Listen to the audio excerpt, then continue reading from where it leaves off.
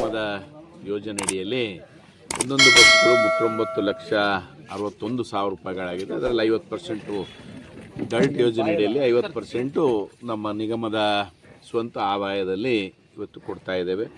ಬಹುಶಃ ಭಾಳ ವರ್ಷದಿಂದ ಹೊಸ ಸಿಟಿ ಬಸ್ಗಳು ನಮ್ಮ ರಾಯಚೂರು ನಗರಕ್ಕೆ ಬಂದಿರಲಿಲ್ಲ. ಇವತ್ತು ಈ ಸರ್ಕಾರ ಬಂದ ಮೇಲೆ 16 ಬಸ್ಗಳು ಕೊಡೋ ಮೂಲಕ ಸಾರ್ವಜನಿಕರಿಗೆ, ಬಡವರಿಗೆ, ಮಕ್ಕಳಿಗೆ, ಅಂಗವಿಕಲರಿಗೆ ಉಪಯೋಗ ಆಗುವಂಥ ಕೆಲಸ ಆಗ್ತದಂತೇಳಿ ಒತ್ತಾಯ ಮಾಡಿದಾಗ ಇವತ್ತು ಬಸ್ಗಳು ಬಿಡುಗಡೆ ಮಾಡುವಂಥ ಕೆಲಸ ಆಗಿದೆ. ಬಟ್ ಸಾರ್ವಜನಿಕರಿಗೆ ನಾನು ವಿನಂತಿ ಮಾಡೋದು, ನಾವು ಯಾವಾಗ ಬಸ್ನಲ್ಲಿ ಹೆಚ್ಚು ಓಡಾಟ ಮಾಡ್ತೀವೋ ಆ ಒಂದು ನಿಗಮದ ನೌಕರಸ್ಥಿಗೆ ಒಳ್ಳೆಯದಾಗ್ತದೆ, ಬಸ್ಗಳು ಮುಂದುವರಿಸಲಿಕ್ಕೂ ಒಳ್ಳೆಯದಾಗ್ತದೆ, ಇನ್ನೂ ಹೆಚ್ಚು ಬಸ್ಗಳು ತರಲಿಕ್ಕೂ ಅನುಕೂಲ ಆಗ್ತದೆ ಅಂತ ಹೇಳಿಕ್ಕೆ ಬಯಸ್ತೇನೆ. ಯಾವಾಗ ಅರ್ನಿಂಗ್ ಪರ್ ಕಿಲೋಮೀಟರ್ ಇರೋಂಗಿಲ್ಲ, ಅವರು ಆ ರೂಟ್ನ ಕಟ್ ಮಾಡುವಂಥ ಕೆಲಸ ಮಾಡ್ತಾರೆ. ನಾನು ಅನೇಕ ಸಾರಿ ಈ ಮೇಲಾಧಿಕಾರಿಗಳ ಜೊತೆ ನಾವು ಮೀಟಿಂಗ್ ಮಾಡಿದಾಗ ಅವ್ರು ಅದೇ ಹೇಳ್ತಾರೆ, ಇಲ್ಲ ಸರ್ ನಿಮ್ಮದು EPKM ಇಲ್ಲ ಅಂತ ಹೇಳ್ತಾರೆ. EPKM ಇರಲಿಲ್ಲ ಅಂತಂದರೆ ಅವ್ರು ಬಸ್ಗಳು ಕಂಟಿನ್ಯೂ ಮಾಡೋಕ್ಕಾಗೋದಿಲ್ಲ.